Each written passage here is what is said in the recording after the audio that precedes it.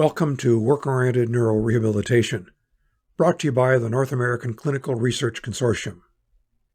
The NACRC was established in 2011 to advance occupational therapy's leadership in assisting persons with neurologic disorders to be successful in competitive employment. For my colleagues at the NACRC, I welcome you to consider work-oriented neurorehab. I'm Dr. Leonard Matheson. We held our kickoff organizational meeting in 2011 at the Center for Head Injury Services in St. Louis, Missouri.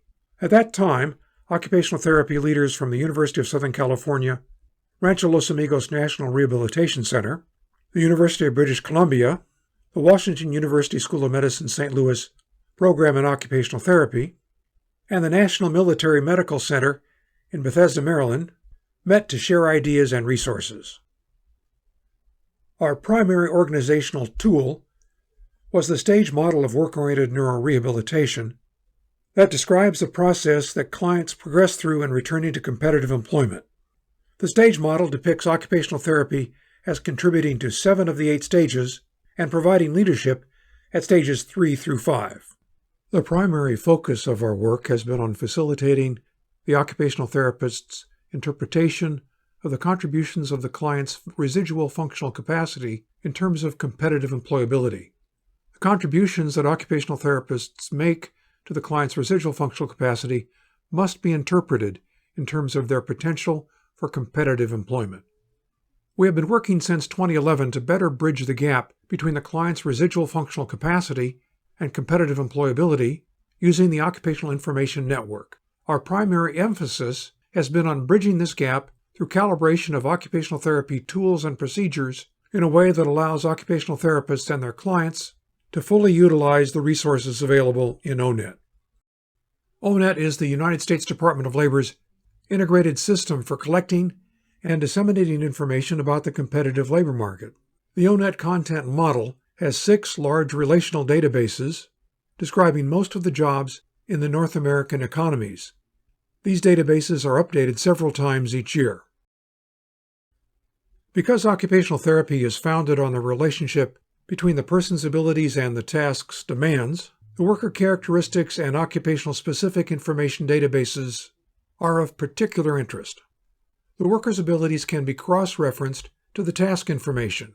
No other profession comes close to occupational therapy in terms of addressing the many linkages between the client's abilities and the task's demands.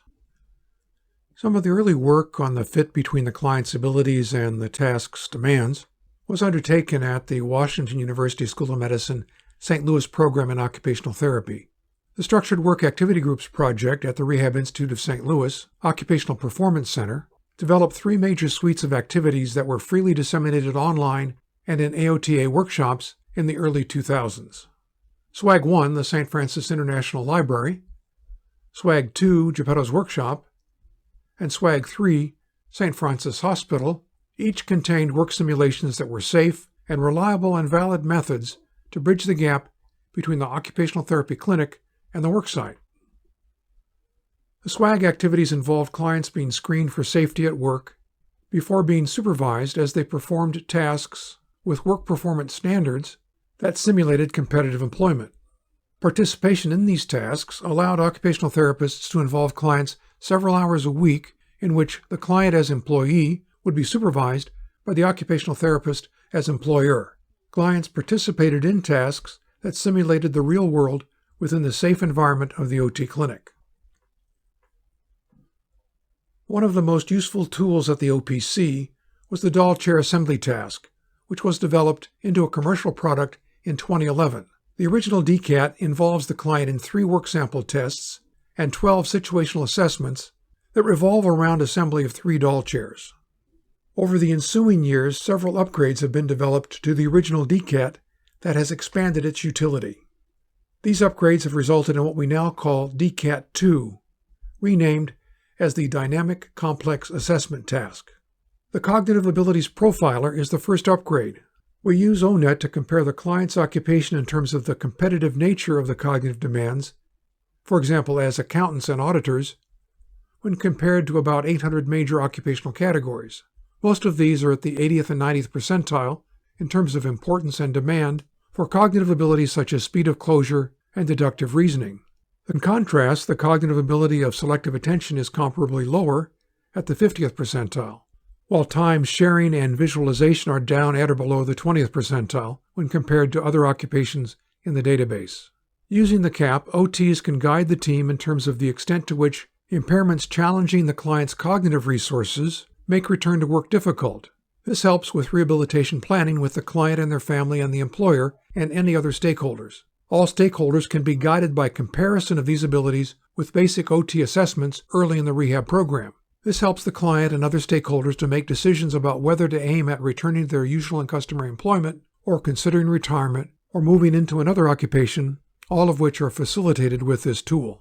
The Employability Rating Scale is the next upgrade. This assists the OT to guide the rehabilitation process in terms of the degree to which reasonable accommodations are going to be necessary. The 5-level rating scale guides a return-to-work process, beginning with the client at the unable level and continuing through the 3 reasonable accommodation levels: active supervision, coaching, and self-managed. These intervening levels may be necessary if the client is unable to return to work at a competitive employment level. The improvement of disabled workers' rights over the last few decades has created a huge opportunity for OTs to contribute to the return to competitive employment process.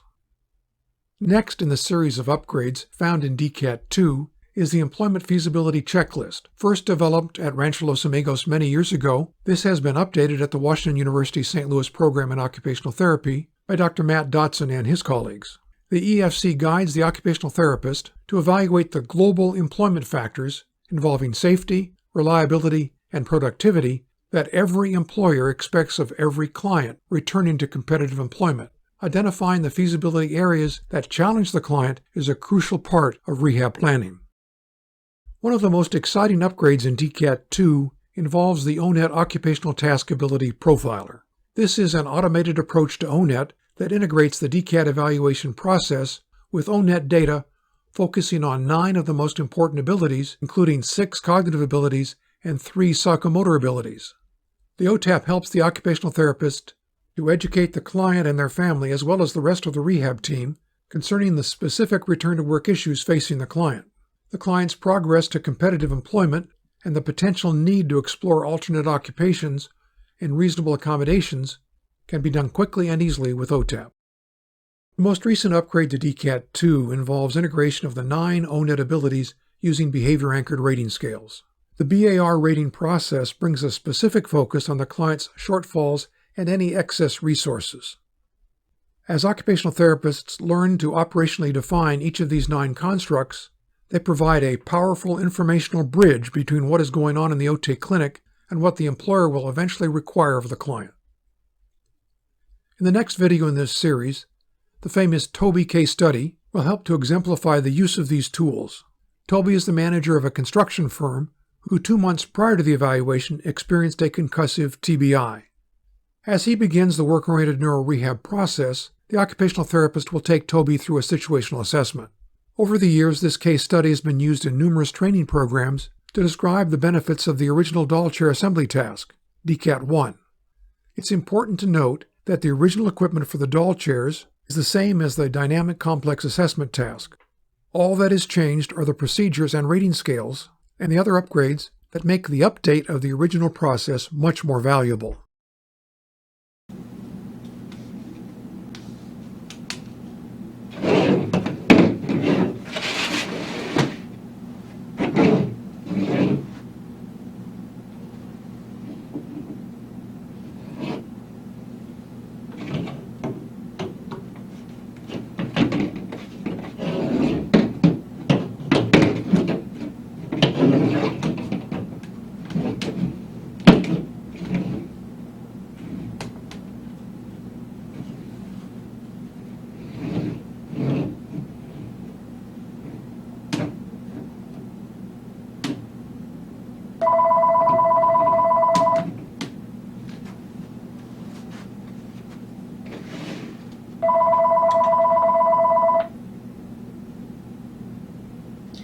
Hi, Ronald. It's Cindy, of course.